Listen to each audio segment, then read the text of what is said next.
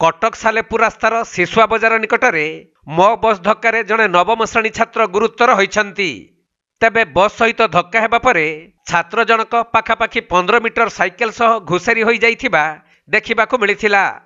गुरुतर छात्र जनक हेउछंती शिशुआ अंचलर अमूल्य छाटोईक नवम श्रेणी रे पढ़ुतबा पुओ बलराम छाटोई।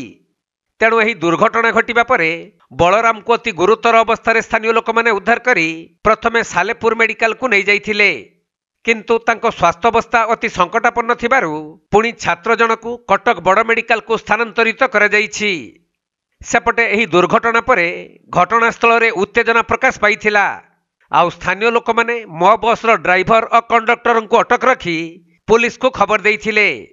तेणु घटनास्थल रे पुलिस पहुंची ड्राइवर और कंडक्टर को नेबा पई चेष्टा करुथुवा बेले उत्त्यक्त लोक माने समानकु छाड़ी नथिले एवं उच्च कर्तृपक्ष आसी दृढ़ कार्यानुष्ठान ग्रहण करिबा पई दाबी करिथिले, जहाकु नै किछि समय धरी स्थानीय लोक माने रास्ता रोको मध्य करिथिले।